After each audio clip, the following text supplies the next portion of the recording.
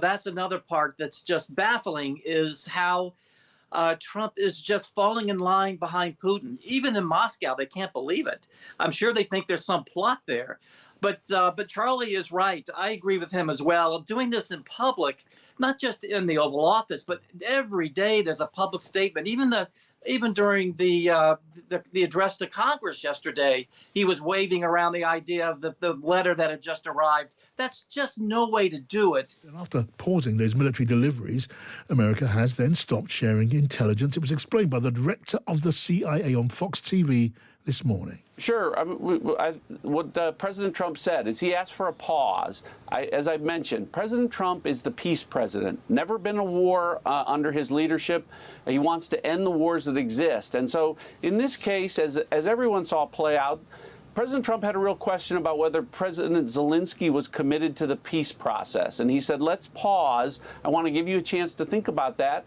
And you saw the response that President Zelensky put out a statement saying, I'm ready for peace. And I want Donald Trump's leadership to bring about that peace. And so I think on the military front and the intelligence front, the pause that allowed that to happen, I think will go away. And I think we'll work shoulder to shoulder with Ukraine as we have to push back on the aggression that's there, but to put the world in a better place for these peace negotiations to move forward. The director of the CIA there, and the U.S. National Security Advisor, Mike Waltz, had this to say. Well, we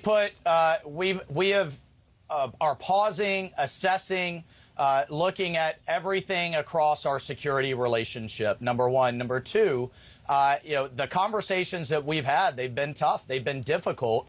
And I think what Zelensky was used to hearing when he came here was as much as you want, as long as you want, to some undefined end, ill-defined success. And we have to ask ourselves, should this war continue for months and years into the future? And to, again, what end state in line with U.S. objectives? So we had those conversations. Remember, Zelensky went to London after he left the Oval Office. The British have been helpful as well to help them understand that we have to bring this war to an end. Yeah. Mike Waltz there, the U.S. National Security Advisor. Now, I spoke to the Ukrainian MP, Kira Rudik, who gave me this reaction. It is obviously brutal, and I cannot imagine how many people will pay the ultimate price for the decision. It's also not quite clear why it happened today. So the sequence of events was that yesterday, the United States, or 1 day ago, they pulled off the aid. Then President Zelensky sent a letter, and President Trump mentioned this letter at his address to the nation. And then, it seemed that the situation warmed up, right? And then today in the morning, we hear that there is a pull on the intelligence data. So I wonder if it was a plan altogether, and it was just in motion, right, to pull all the support. And still, I cannot understand why in this war, the United States are putting pressure on Ukraine and not on Russia. A baffled Kira Rudik, the Ukrainian MP. Now, I want to get the reaction and the thoughts of two American big hitters. Jim Townsend is a former Deputy Assistant Secretary of Defense for Europe and NATO at the Pentagon. Welcome to you, Jim. Well, it's great to be here. Thank you. Thank you for joining us. And Charles Kupchan, too, is on the line, who's a Senior Director for European Affairs on the National Security Council in the Obama and Clinton administrations. Hello to you, Charles. Good to be with you.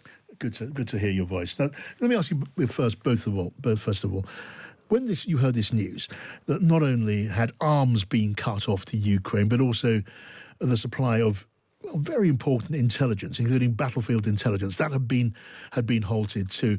What went through your mind? Let me ask you both that. Can I start with you, Jim?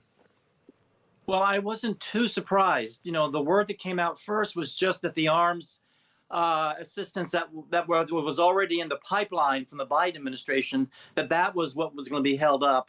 And there was speculation about the intel. And then the next day, of course, the intel was included in the pause. I think, the intel, if this is going to be a short pause, if they're going to be able to actually come to some kind of agreement to sit around a table and thereby, release the assistance, if it's going to be a short amount of time, the intel impact shouldn't be too harsh. But if this is going to last a long time, that'll have a big impact. Charles, what went through your mind? You know, I'm the same place that Jim is in the sense that I think what we're seeing here is strong arming by Trump, making sure that Zelensky says yes to the minerals deal and yes to negotiating in good faith a peace deal. But overall, even though I support Trump's effort to end the war, I think the way he's going about it is nuts. What he should do is behind a closed door, face to face with Zelensky, just say, Mr. President, it's time for you to sign the deal. It's time for you to negotiate with Putin. If you don't do that, we may have to take steps.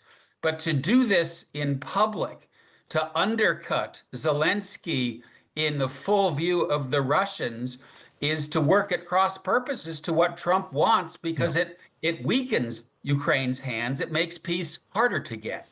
Jim, it's another very visible step which just undeniably favors Putin and threatens Zelensky.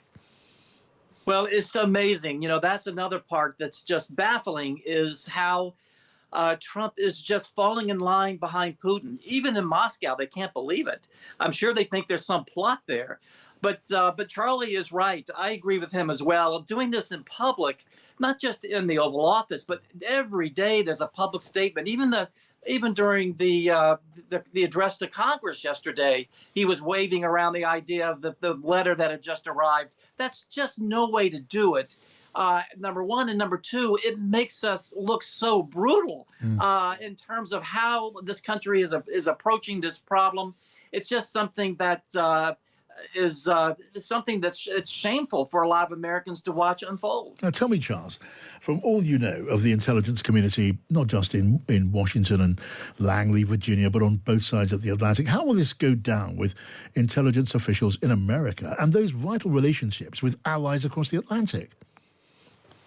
I'm guessing that the intelligence community is very unhappy because they invest an enormous amount of time, energy, resources, personnel in building the capacity to watch the battlefield in Ukraine, to intercept phone calls that Russian military commanders are making, to give Ukrainian troops awareness of what's happening on the battlefield. Exactly how much intelligence is being withheld, we don't know.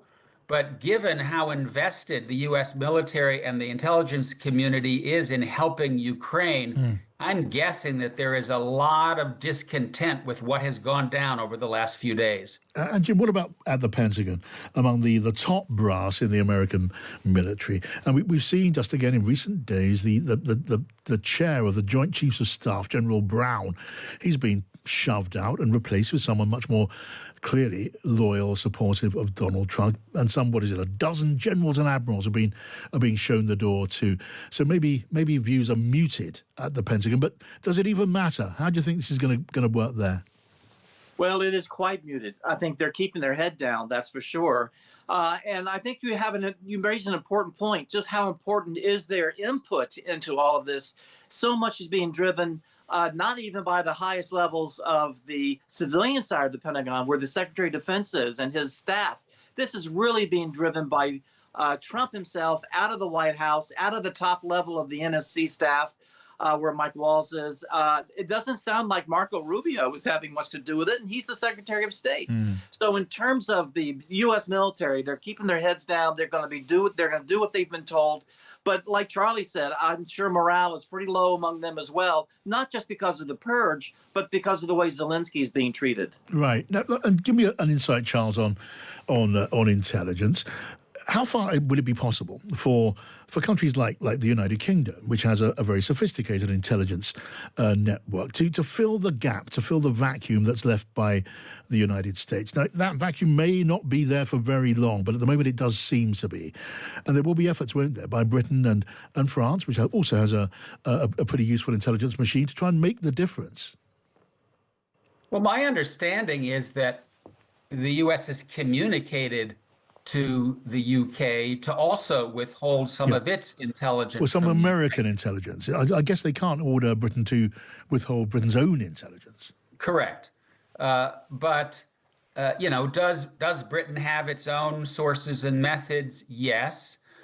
Does Britain have the satellite capabilities? Does it have the intercept capabilities and electronic equipment that the United States has? No. So the bottom line here is if this cutoff of U.S. intelligence lasts a long time, it will definitely take a toll on Ukrainian operations. Exactly how far the ban has gone, I don't know. It may just have to do with long-range strikes on Russian territory. We may still be providing battlefield awareness about Russian troop movements on the front line. I just don't think we know the details. But the more that's withheld, the more the damage to Ukrainians' forces and operations. Yeah, I just want a judgment from both of you. Maybe a question which can't be answered definitively, but we've been talking about the way the president wishes to exert absolute maximum pressure on Volodymyr Zelensky to sign on the dotted line. This minerals deal seems to be in the process of making that deal even tougher and more favourable to America. But what about in the longer term? There is this view which takes hold in some circles that we're looking at a president who is just simply, quite straightforwardly, a friend of Putin politically. What are your reflections on that? First, you, Jim. Well, I think part of what we're seeing that you mentioned earlier about Zelensky and how he's being treated, I think there is a lot of animosity that Trump feels towards Zelensky, dating back to the first term and that first perfect phone call. I think right now Trump came away embarrassed about the Oval Office, and he's really twisting the knife in Zelensky. So I think, Putin aside and his views about Putin, I think right now he is really focused on Zelensky. He's making him feel pain. He's going to push him towards that table. And it looks like he's being successful at doing that. And then we'll see where he goes in terms of Putin and in terms of other parts of a ceasefire. But right now he wants that minerals agreement, and he wants Zelensky to cry uncle, which is what we say in the U.S., when someone's had enough and is ready to cave. All right. Last word with you, Charles. I think that Trump wants to be the peacemaker. He wants a feather in his cap, maybe a Nobel Prize for ending this war, and he's going to strong-arm both Zelensky and ultimately Putin to get that outcome. I don't think that Trump is somebody who builds long-lasting friendships and allegiances with anybody. He blows hot and cold. He says, "What have you done for me lately?" And so right now he may be seen to be tilting toward Putin at the expense of Zelensky. If Zelensky comes forward and said, "Yeah, let's do this, let's make peace and let's sign the deal," he may end up leaning on Putin because Putin is the one that's dragging his feet. This is the ultimate transactional president. He blows hot and cold with everyone. Right now, he's blowing warm with Putin and cold with Zelensky. Let's see what happens tomorrow. Well, let's do that, Charles Cookchan. And Jim Townsend, thank you so much for joining us. Fascinating to hear your thoughts.